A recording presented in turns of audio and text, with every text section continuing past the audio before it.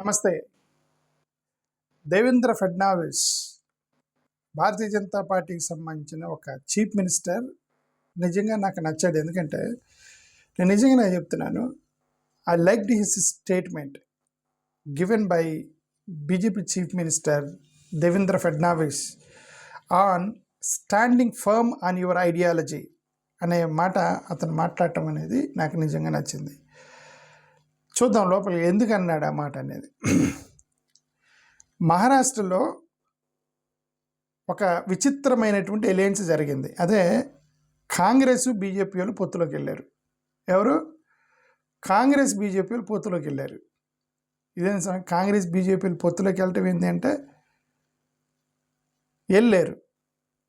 అది ఏక్నాథ్ షిండే అక్కడ local body municipal council ఒకటి జరుగుతుంటే, మున్సిపల్ ఎన్నికలు జరుగుతుంటే అంబర్నాథ్ మున్సిపల్ కౌన్సిల్ మొత్తం 59 సీట్లు ఉన్నాయి. అక్కడ 59 సీట్లు ఉంటే ఏక్నాథ్ షిండేకి సంబంధించి ఆయనకి 28 సీట్లు ఉన్నాయి. బీజేపీ వాళ్ళకి 14, కాంగ్రెస్ వాళ్ళకి 12, అజిత్ పవార్ ఎన్సీపీకి 4, మొత్తం 58లో ఒకటి ఇంకొకరెవరు ఇండిపెండెంట్కి ఉంది. ఓకే, శివసేన వాళ్ళకి 28 ఉన్నాయి, బీజేపీకి 14 ఉన్నాయి, కాంగ్రెస్కి 12 ఉన్నాయి. ఈ రెండు కలిపితే 26 అవుతాయి. ఇంకా 2 షార్టేజ్ ఉంది. ఎన్సీపీ వాళ్ళని కలిపితే 30 అవుతాయి. సో వీళ్ళు గెలుస్తారన్నమాట. శివసేన వ్యక్తిని ఓడించడానికి బీజేపీ, కాంగ్రెస్, ఎన్సీపీ 3 కలిపి 30 సీట్లు అయ్యి కొత్త చైర్మన్ ఎన్నుకున్నారు, ఒక ఎలయన్స్గా ఫామ్ అయ్యి. అది అక్కడ మహారాష్ట్రలో జరిగింది. అంటే బీజేపీ, కాంగ్రెస్ ఎలయన్స్ ఫామ్ అయ్యాయి. దాన్ని ఆశ్చర్యం వేసింది చాలామందికి. ఈయన దేవేంద్ర ఫడ్నావిస్ గారిని అడిగారు. దేవేంద్ర ఫడ్నావిస్ గారిని ఎవరిని అడిగారు? ఇదేంటంటే బీజేపీ, కాంగ్రెస్ వాళ్ళు పొత్తులోకి వెళ్ళారట మీరు అంటే. దేవేంద్ర ఫడ్నావిస్ ఏమన్నాడంటే ఇట్ ఈస్ అన్యాక్సెప్టబుల్ అన్నాడు. దేవేంద్ర ఫడ్నావిసే కాదు, భారతీయ జనతా పార్టీ కానీ, ఆర్ఎస్ఎస్ కానీ, వీళ్ళు సంఘ్ పరివాళ్ళు ఎవరున్నారో వాళ్ళలో గొప్పతనం ఏంటంటే they never deviate from their ideology. వాళ్ళ ఎట్టి పరిస్థితుల్లో వాళ్ళ ఐడియాలజీ నుంచి డీవియేట్ అవ్వరు. అది గొప్పతనం వాళ్ళల్లో. కాబట్టి 100 years స్లోగా బ్రిక్ బై బ్రిక్ పెట్టుకుంటూ so now they form the government and they emerged as strong political party. Even though there were allegations of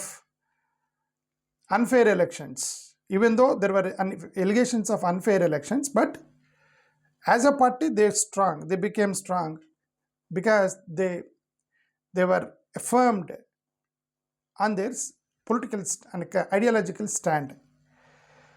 Okay, అలాగే ఎవరైతే స్టాండ్ మారారో, ఒక ఐడియాలజీ పొలిటికల్ స్టాండ్ లేకుండా, ఐడియాలజికల్ స్టాండ్ లేకుండా మారారో ఆ పార్టీలన్నీ కొలాప్స్ అయిపోయినాయి. మా అయితే ఒక 20-30 సంవత్సరాలు రన్ చేస్తారు పార్టీలని. ఆ తర్వాత ఎండ్ అయిపోతాయి పార్టీలన్నీ. 1-2-3 టర్మ్స్ తర్వాత ఎండ్ అయిపోతాయి. ఎందుకంటే ఫౌండేషన్, ఐడియాలజీ అనేది ఫౌండేషన్ లేకపోతే ఇల్లు నిలబడదు. కొంతవరకు నువ్వు కర్రలతో నిలబెట్టగలవు తప్ప ఫౌండేషన్ తోటి నీ నిలబడవు ఇల్లు. తుఫాన్లు, వానలు వచ్చినప్పుడు కూలిపోతాయి. అలాగే రాజకీయాల్లో కూడా ఒక షిఫ్ట్ వచ్చినప్పుడు కూలిపోయింది. ఇప్పుడు ఈయన ఫడ్నావిస్ ఏమన్నాడంటే చదువుతున్నా, this is unacceptable. What has happened in Ambernath and in Akot is not okay. It has been done by the local leadership. I will have to broken. It will have to be broken. This is indiscipline. We'll take action against them. Alliance with Congress, AIMs won't be tolerated. I have given orders to take action because we should not deviate from our ideology. అది అన్నమాట. We should not deviate from our ideology. అందుకే నేనేమన్నానంటే మా opponent అయినప్పుడు కూడా దేవేంద్ర ఫడ్నావిస్కి సంబంధించిన statement నాకు నచ్చింది. మనం ఎవరు కూడా ఒక ఐడియాలజీ మీద డివియేట్ అవ్వకూడదు. వాళ్ళ ఐడియాలజీని నమ్మారు, వాళ్ళు డివియేట్ అవ్వరు. మనం కూడా మనకు ఒక ఐడియాలజీ ఉంది, మనం ఇప్పుడు డివియేట్ అవ్వకూడదు. మనం డివియేట్ అవుతున్నాం కాబట్టి మనం కోల్పోతున్నాము. వాళ్ళు స్ట్రాంగ్ ఎందుకున్నారంటే they're standing on their ideology. Okay, బహుశా ఐడియాలజీ మీద నిలబడ్డ పార్టీలు other than Bharatiya Janata Party, ఒక కాంగ్రెస్ ఒకటి, డిఎంకే ఒకటి, తృణమూల కాంగ్రెస్ ఒకటి. ఏమో తృణమూల కాంగ్రెస్ కూడా నమ్మటానికి లేదు. వాళ్ళు ఇప్పుడు ఏదో ప్రస్తుతానికి వాళ్ళు అట్లా ఉన్నారు, కానీ రేపొద్దున ఏదైనా చేయవచ్చు. గతంలో బీఎస్పీ ఉండేది, బీఎస్పీ కూడా వెళ్ళి వాళ్ళ ఐడియాలజీని దాటిపోయి భారతీయ జనతా పార్టీ పొత్తు పెట్టుకున్నారు. మమతా ఏమైనా మాయావతి లాంటి వాళ్ళు. ఏమైంది, ఆమె ఎప్పుడైతే బీజేపీ పొత్తులోకి పోయిందో ఆ పార్టీ కొలాప్స్ అయిపోయింది. అదే చెప్తున్నా, ఐడియాలజీ దాటిపోతే పార్టీలు కొలాప్స్ అయిపోతాయి. కాబట్టి మీకు ఒక ఫౌండేషన్, స్ట్రాంగ్ ఫౌండేషన్ అనేది ఉండాలి. ఆ స్ట్రాంగ్ మీద ఫౌండేషన్ మీద నిలబడాలి. వాళ్ళ ఫౌండేషన్ అంటే హిందూ రాష్ట్ర, నేషనలిజము, నేషనలిస్టిక్ అప్రోచ్, హిందూ రాష్ట్ర, cultural based country, culture based country, tradition based administration, religion based, ఇవన్నీ కూడా వాళ్ళ యొక్క ఫౌండేషన్స్. అవి వాళ్ళు అలానే రన్ చేయాలంటారు. ఇప్పుడు జపాన్లో కూడా ఒక పొలిటికల్ పార్టీ, ప్రతి దేశంలో 2 పార్టీలు ఉంటాయి. ఒకటి నేషనలిస్ట్ ఉంటుంది, ఒకటి లిబరల్ ఉంటాయి. లిబరల్ పార్టీలు, నేషనలిస్ట్ పార్టీలు ప్రతి దేశంలో ఉన్నాయి, మన దేశమే కాదు, ఈవెన్ జపాన్లో ఉంది. జపాన్లో అక్కడ నేషనలిస్టులు ఉన్నారు. వాళ్ళు జపనీస్ కల్చరు అదంతా మాట్లాడతారు. అమెరికాలో కూడా ఉన్నారు, వాళ్ళు కూడా అయితే అమెరికా లోకల్స్ అది ఇదని మాట్లాడుతుంటారు అమెరికాలో. ఓకే, లిబరల్స్ ఉంటారు. లిబరల్స్ అంటే ఏదో హ్యుమానిటేరియన్ గ్రౌండ్స్ మాట్లాడుతుంటారు. ఇదే హ్యుమానిటీ, ఇదేంటంటే ఒక కల్చరు, ఇదంతా కాదు, మానవత్వం, మనిషి, సమానత్వము, అందరూ సమానమే, అందరికీ ఉద్యోగాలు ఇవ్వాలి, అందరికీ ఉద్యోగాలు కల్పించాలి, అందరిని తమ్ముళ్ళు అన్నలాగా చూడాలి, అందరూ అనేవాళ్ళు లిబరల్స్. ఓకే, అన్ని దేశాల్లో ఉన్నారు. మన దేశంలో మనం లిబరల్స్. వీళ్ళు దేవేంద్ర ఫడ్నవీస్ గారు లాంటి వాళ్ళు, దే ఆర్ ట్రెడిషనల్. ఓకే, వాళ్ళకు ఒక ఐడియా ఉంది, వాళ్ళు డివియేట్ అవ్వరు. మనం కూడా డివియేట్ అవ్వకూడదు. నేను అదే చెప్తుంది ఏంటంటే, those who think you are unsecular, you should not deviate from there. మీరు నిజంగా సెక్యులర్ అంటే మీరు దాని నుంచి డివియేట్ అవ్వకూడదు. మీరు నిజంగా సెక్యులర్ అయితే డివియేట్ అవ్వకూడదు.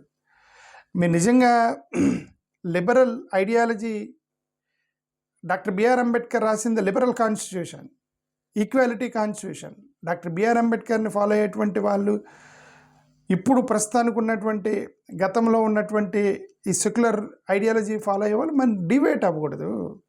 ఒకసారి గెలవచ్చు, ఒకసారి ఓడిపోవచ్చు, but we should not deviate. అది నేను చెప్పదలుచుకుంది. అందుకే I liked the Fadnavis statement అంది. అందుకే your ideology should have consistency and predictability. ఒక వ్యక్తిని చూసినప్పుడు, ఎందుకంటే ఇతను 100% ఈ పని చేయడు, ఎందుకంటే I know how he thinks, 100% sure ఆయన ఈ పని చేయడు అన్నారంటే అర్థం ఏంటంటే you're sticking to your ideology అని నువ్వు ఆ పబ్లిక్కి అపియరెన్స్ ఇచ్చేవని అర్థం. లేదండి ఇతను నమ్మటానికి లేదు, ఈయన మారుతాడేనా అంటే ఉంది, ఐడియాలజీ లేదని అర్థం. Okay, ideology build by policy and long term vision. ప్రతి వారికి ఒక లాంగ్ టర్మ్ విజన్ ఉండేది. ఓకే, ఆ లాంగ్ టర్మ్ విజన్ మీద ఐడియాలజీ వచ్చింది. ఇప్పుడు వీళ్ళందరూ ఇదే, ఇప్పుడు బెస్ట్ ఎగ్జాంపుల్ భారతీయ జనతా పార్టీ వాళ్ళకు లాంగ్ టర్మ్ విజన్ ఏంది, భారతదేశం ప్రతి వాడిని హిందువుగా మార్చాలనేది వాళ్ళ యొక్క విజన్. అది పాసిబుల్ కాదు, బట్ వాళ్ళ విజన్ అది, మొత్తం ఇది హిందూ దేశంగా మార్చాలనేది వాళ్ళ యొక్క విజన్. అది లాంగ్ టర్మ్, 100-200 సంవత్సరాల తర్వాత అయినా ఈ దేశం మొత్తం ప్రతివాడు హిందువుగా ఉండాలనేది వాళ్ళ యొక్క idea. That doesn't work out. Okay, అది వర్కౌట్ అయినా అవ్వకపోయినా they have that vision. That's what I'm saying. That వీళ్ళు మన విజన్ అంటే అందరూ సెక్యులర్ అవ్వాలి, అందరూ అన్నదమ్ముల్లాగా హిందూ ముస్లిం క్రిస్టియన్ బాయ్ ఎస్సీ ఎస్టీ బీసీ కులాలు మొత్తం కలిసి ఉండాలని మన విజన్. అది కూడా వర్కౌట్ అవ్వదు. ఎందుకు, మతపిచ్చి ఉన్నంత వరకు కులపిచ్చినందుకు కులాలు బావు, మతపిచ్చినందుకు మత గొడవలు బావు పోవు. But we have our vision that ఈ మత సామరస్యము, కుల సామరస్యం అనేది ఉండాలని మనం అనుకుంటున్నాం. The liberal thinking, secular thinking. Okay, so our policy, that's what your ideology will build the trust and voter loyalty. ఈ వ్యక్తి ఇది దాటిపోవడం అన్నప్పుడు ఎవరైతే అలా ఆలోచిస్తారో వాళ్ళు మీరు ఎంత తప్పు చేసినా మీకు ఓటేస్తూ ఉంటారు, మీకే ఓటేస్తూ ఉంటారు. మీరు ఎంత తప్పు చేసినా సరే మిమ్మల్ని కరెక్ట్ చేస్తారు తప్ప ఓటు మాత్రం మీకే వేస్తారు. ఒకసారి మీకేసారు, ఒకసారి పక్క వాళ్ళకి వేస్తారు, ఒకసారి ఈయనకి వేయకూడదు, ఇట్లా అనుకుంటున్నారంటే మీరు ఓటర్ని కన్ఫ్యూజ్ చేస్తున్నారని అర్థం. మీకు యూ డోంట్ హ్యావ్ స్టాండ్. ఇద్దరికి స్టాండ్ లేకపోవాలి. ఒకటి నాయకుడికి స్టాండ్ లేకపోయినా, ఓటర్కి స్టాండ్ లేకపోయినా ఓటు షిఫ్ట్ అయిపోద్ది. ఓకే, ఓటర్ అటు ఇటు తిరిగేవాడు అనుకోండి, ఆడెట్ట ఓటేయండి నీకు. మీకు స్టాండ్ లేదు, ఓటర్కి స్టాండ్ లేనప్పుడు డబల్ ఎడ్జ్ నా లాస్ నడిచింది ప్రభుత్వానికి, ఆ పార్టీలకి నష్టము చేసింది. డిఫరెన్షియేషన్, హెల్తీ డిబేట్లు అనేది ఒక ఐడియాలజీ ఉన్నప్పుడు జరిగిద్ది. ఒక హెల్తీ డిబేట్, డిఫరెన్షియేషన్, క్లియర్గా నువ్వు డిఫెండ్ చేయగలవు. Yes, this is my idea, I'm a secular, అందరూ సమానమే, మత సామరస్యం ఉండాలి, హిందూ, ముస్లిం, క్రిస్టియన్, పార్సీ, జైన్ అందరూ కలిసి ఒకే ఇంట్లో భోజనం చేయాలి, బంతి భోజనంలో కూర్చోవాలి, మనందరం కూడా చేతులు పట్టుకొని ఐఎమ్ ఇండియన్ అని అనాలి అనేది ఎప్పుడు నేను చెప్పగలను? నాకు ఒక ఐడియా ఉన్నప్పుడు, సెక్యులర్ ఐడియా ఉన్నప్పుడు. ఓకే, ఆ ఐడియా మనకు లేకపోతే waste. That lead to moral and ethical grounding. Okay, ఇప్పుడు ఐడియాలజికల్ స్టాండ్ లేని వాళ్ళు ఏం చేస్తారు? ఆపర్చునిజము, పవర్ హంగర్ ఉంటుంది. ఆపర్చునిజం, ఒకసారి ఒక జెండా పట్టుకుంటారు, లేదంటే ఆయన గెలిచేటట్టుకుని ఈ జెండాను పట్టేసి ఇంకో జెండా పట్టుకుంటారు.